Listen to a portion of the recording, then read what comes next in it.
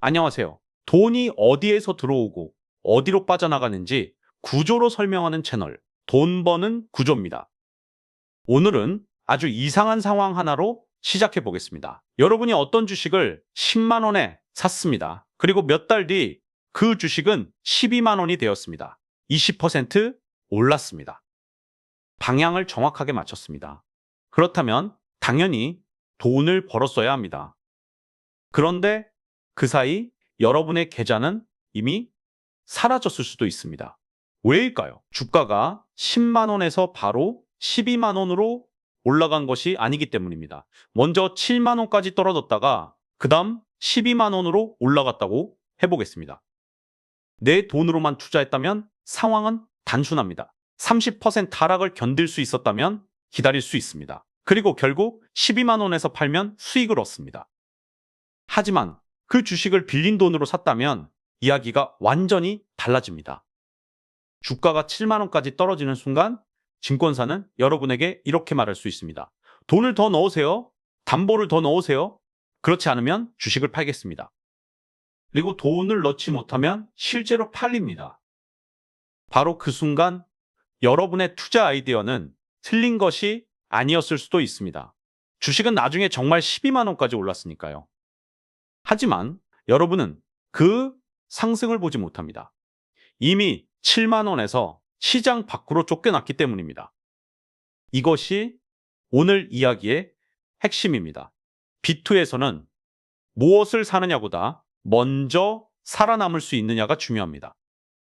현금으로 투자하는 사람은 주가의 방향을 맞추면 됩니다. 하지만 빚으로 투자하는 사람은 방향, 시간, 그리고 그 사이의 변동성까지 맞춰야 합니다.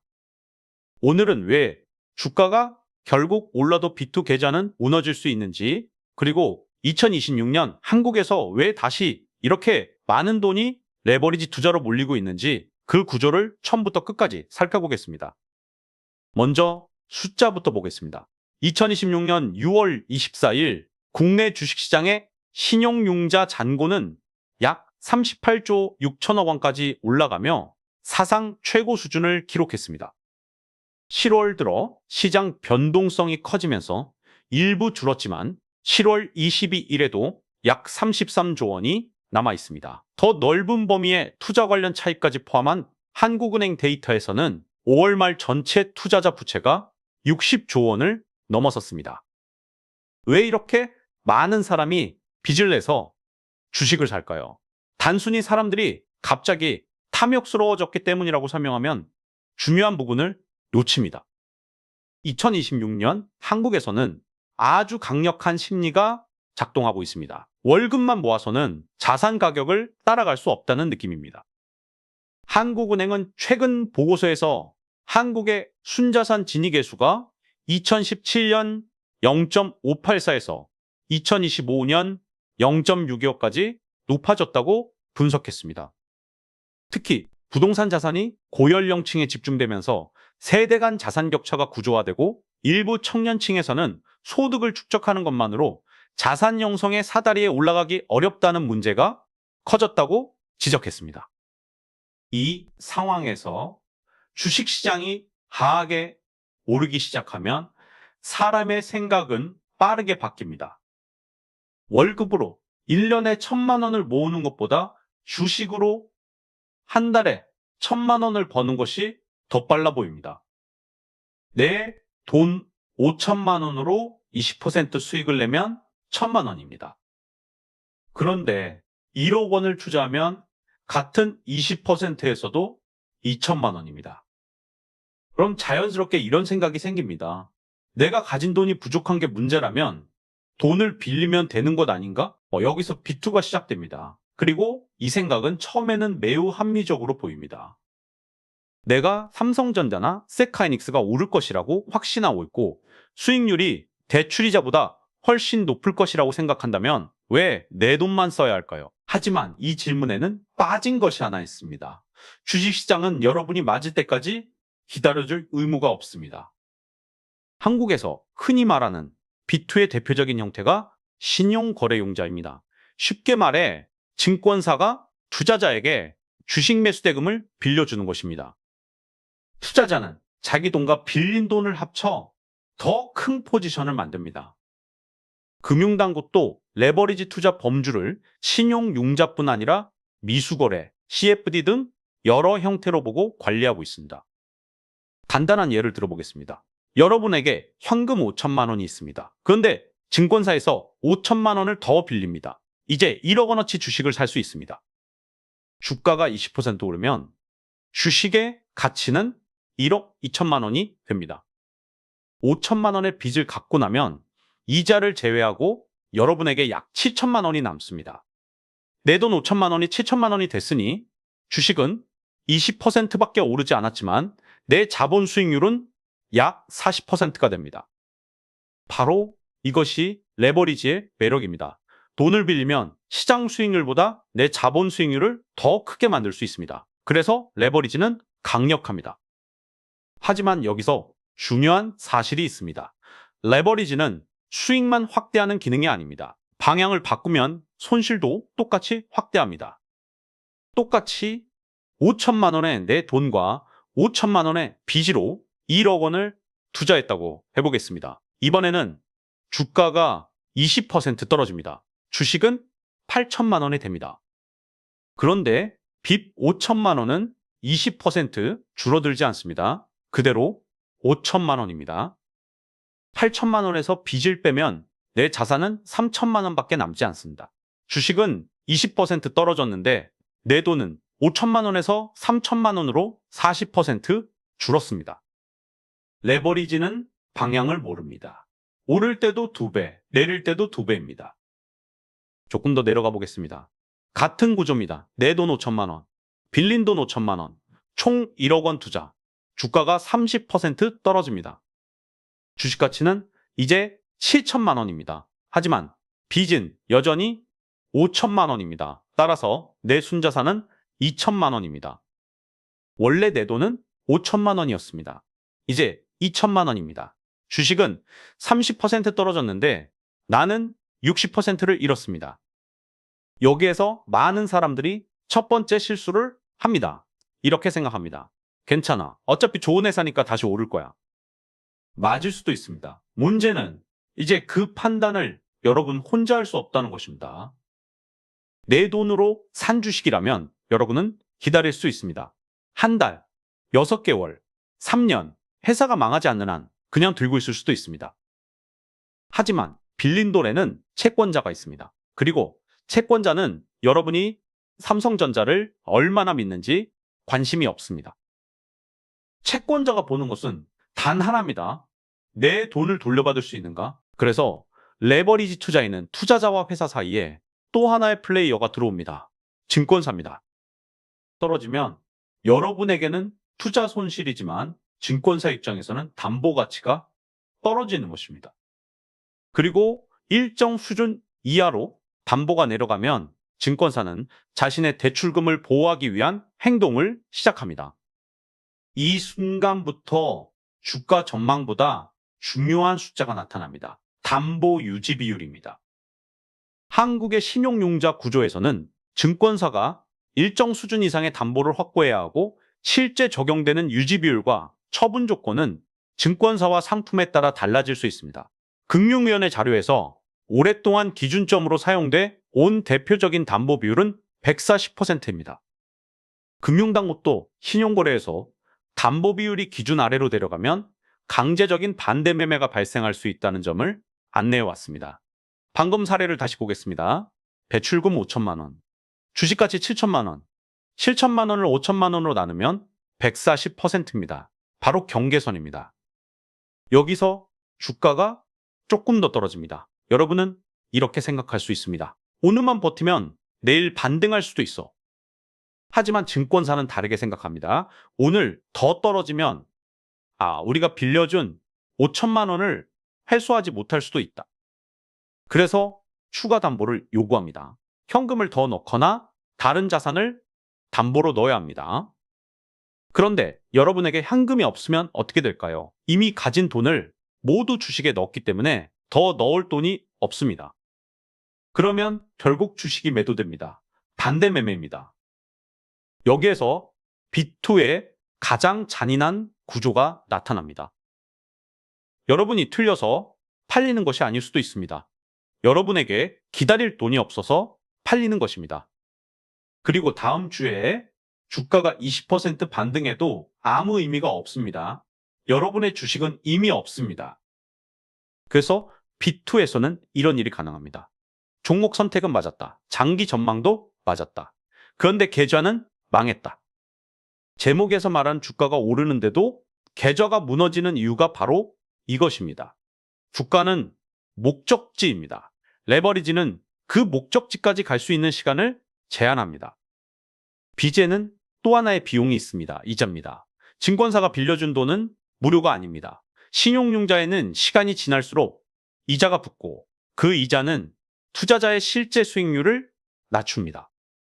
여기서 아주 중요한 차이가 생깁니다. 현금으로 주식을 산 사람에게 시간은 경우에 따라 친구가 될 수 있습니다. 기업 실적이 좋아질 때까지 기다릴 수 있고 경기가 회복될 때까지 기다릴 수도 있습니다.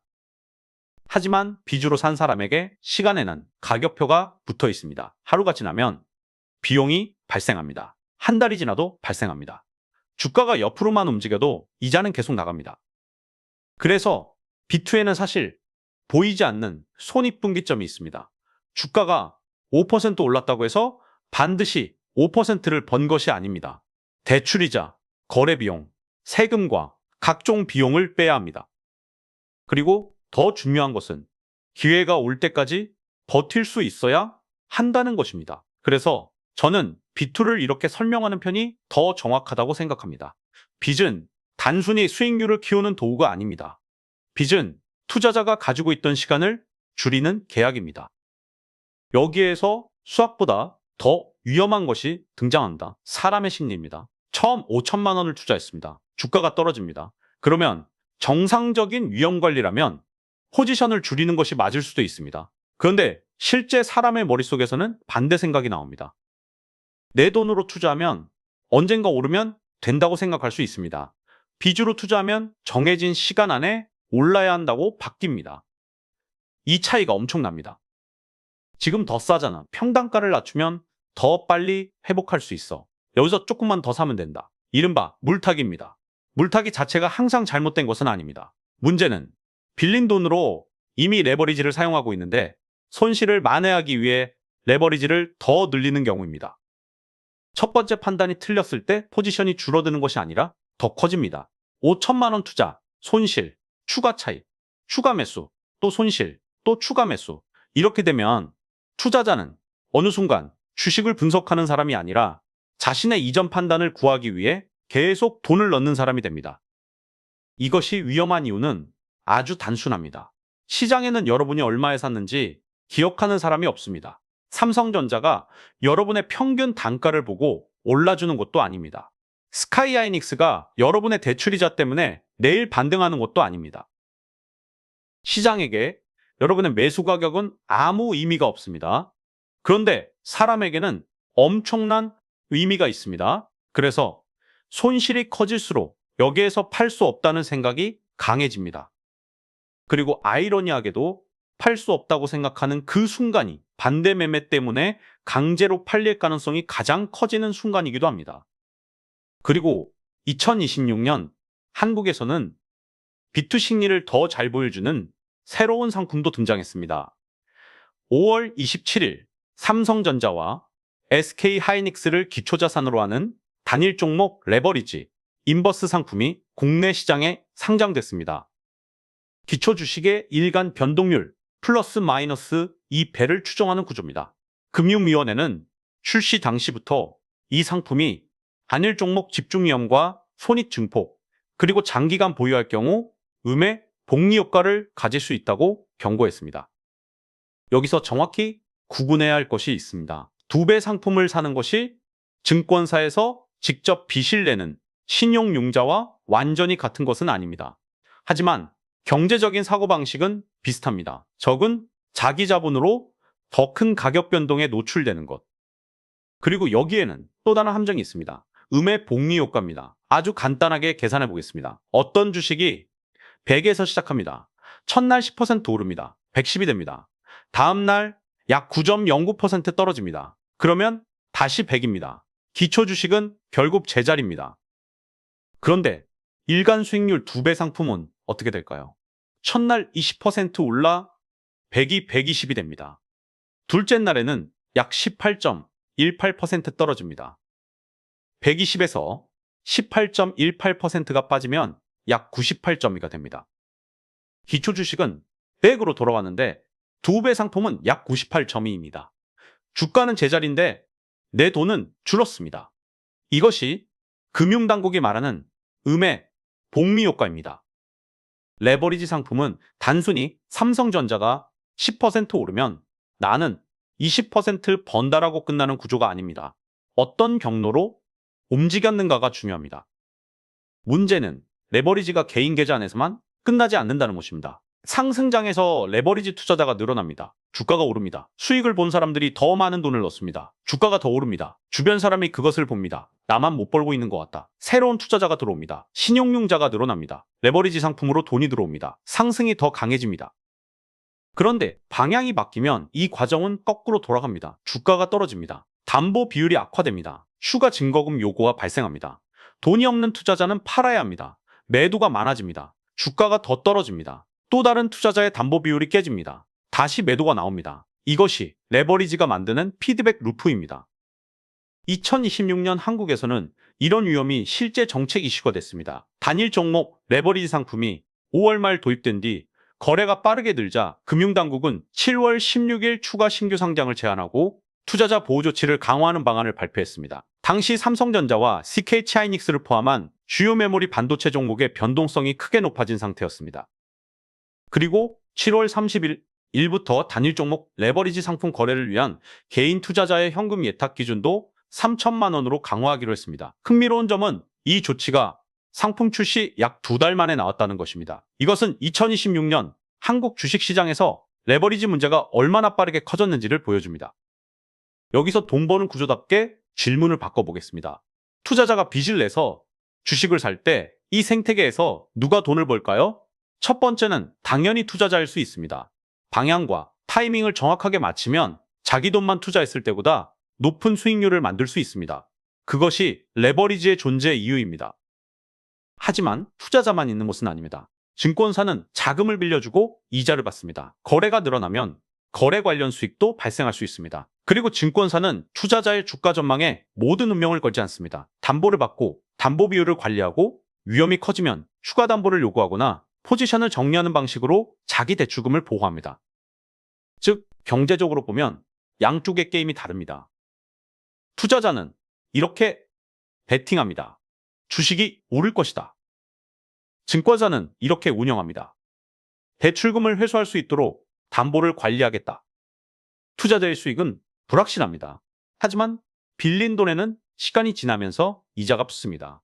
그래서 B2에서 가장 안정적으로 존재하는 현금 흐름은 때로는 주식 수익이 아니라 대출이자입니다. 그렇다고 증권사가 위험이 없는 것은 아닙니다. 시장이 너무 빠르게 폭락하면 담보를 팔아도 대출금을 모두 회수하지 못할 수 있고 강제 매도가 한꺼번에 발생하면 시장 전체의 유동성 문제가 커질 수도 있습니다. 그래서 금융당국과 증권사도 레버리지 규모를 계속 관리하려는 것입니다. 이제 처음 질문으로 돌아가겠습니다. 주가가 올랐는데 왜 내 계좌는 망할 수 있을까요? 답은 간단합니다. 주가가 오르기 전에 계좌가 먼저 죽을 수 있기 때문입니다. 내 돈으로만 투자하면 주식이 떨어졌을 때 선택권이 있습니다. 탈 수도 있고 기다릴 수도 있습니다. 하지만 빚으로 투자하면 그 선택권의 일부를 채권자에게 넘기게 됩니다. 주가가 크게 떨어지면 담보 비율이 깨집니다. 현금을 더 넣어야 합니다. 돈이 없으면 주식이 할립니다. 그리고 몇 주 뒤 주가가 다시 올라도 여러분에게는 더 이상 그 주식이 없습니다. 그래서 레버리지 투자는 단순히 수익률을 2배로 만드는 게임이 아닙니다. 세 가지를 동시에 맞춰야 하는 게임입니다. 첫째, 방향, 무엇이 오를 것인가? 둘째, 시간, 언제 오를 것인가? 셋째, 생존, 그때까지 내 계좌가 버틸 수 있는가? 현금 투자자는 틀릴 시간을 가질 수 있습니다. 빚도 투자자는 그 시간을 이자로 사고 담보 비율로 제한받습니다. 그래서 시장에서 아주 오래 살아남은 사람들이 자주 강조하는 것은 최대한 높은 수익률이 아닙니다. 파산하지 않는 것입니다. 한번 계좌가 50% 줄면 원금으로 돌아오기 위해 약 100% 수익이 필요합니다. 80%를 잃으면 400%를 벌어야 원금으로 돌아옵니다. 그리고 100%를 잃으면 다음 기회는 없습니다.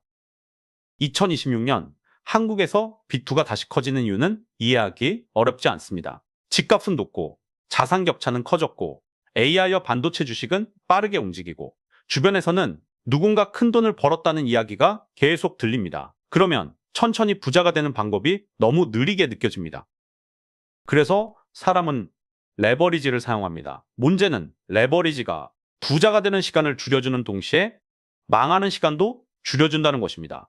이것이 빅2의 경제학입니다. 여러분이라면 어떠신가요? 좋은 종목이라는 확신이 있다면 빚을 내서라도 투자하시겠습니까? 아니면 수익률이 조금 낮아지더라도 시장에 오래 남아있을 수 있는 쪽을 선택하시겠습니까? 여러분의 생각을 댓글로 남겨주세요. 우리가 매일 듣는 주식, 부동산, 코인, 사업, 대출과 투자 뒤에서 실제로 누가 돈을 벌고 누가 위험을 떠안으며 돈이 어떤 구조로 움직이는지 궁금하시다면 돈 버는 구조를 구독해주세요. 다음 영상에서도 겉으로 보기에는 돈을 쉽게 벌 수 있을 것 같지만 안으로 들어가면 전혀 다른 숫자가 보이는 구조를 하나씩 해부해 보겠습니다. 지금까지 돈 버는 구조였습니다. 시청해주셔서 감사합니다.